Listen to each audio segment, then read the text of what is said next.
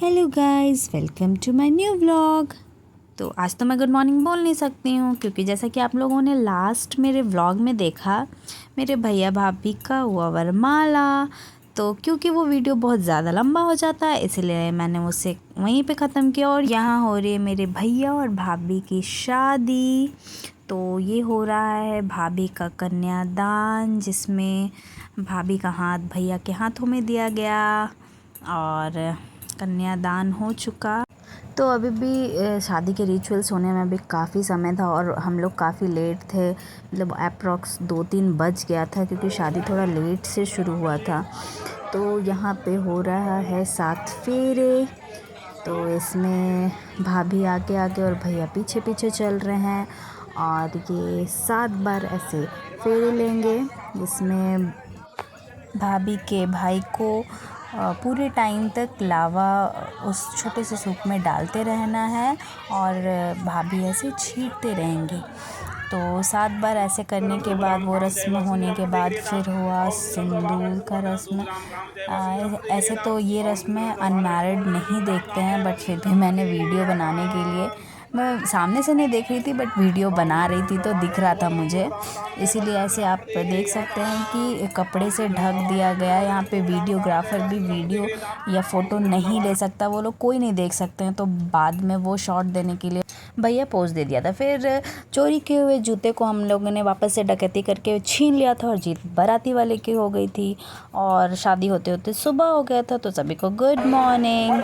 तो विवाह हो गया था संपन्न। अब भैया और भाभी को सुनने थे 7 फेरों के 7 वचन, जो कि उन्हें लाइफ टाइम निभाने हैं। तो आप भी सुनिए सारे वचन। हंसी मजाक भी नहीं करोगी, घर के भीतर ही रहकर मेरे साथ सुख सुख में मेरे भागी बनोगी, मेरी राय के अनुसार अपनी राय बनाकर चलोगी और मेरी उचित आज्ञा का पालन करोगी, पतिव्रता धर्म में रहोगे।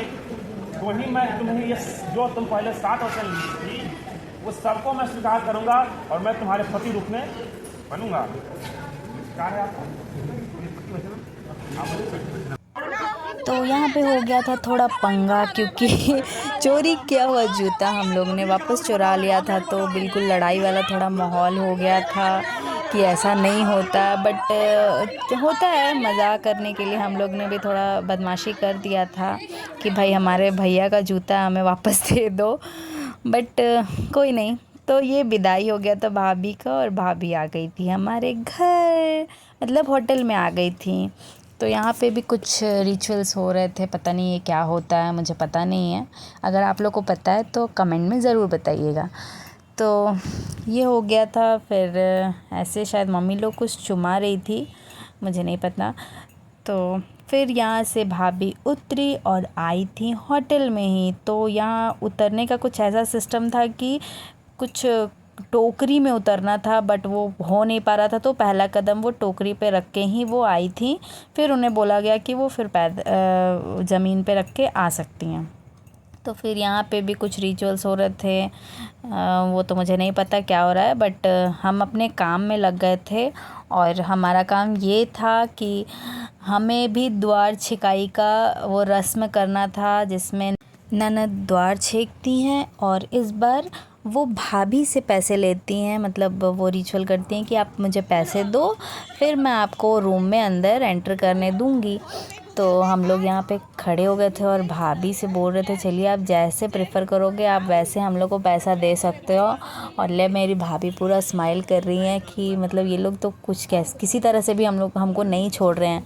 फिर वहाँ पे थोड़ा कॉम्प्रोमाइज़ करना पड़ा हमें, क्योंकि हमारी बड़ी दीदी साइड से हो गई थी भाभी के, और बोला गया हमें कि आप लोग को बाद में मिल जाएगा, आप लोग अभी जाने दो।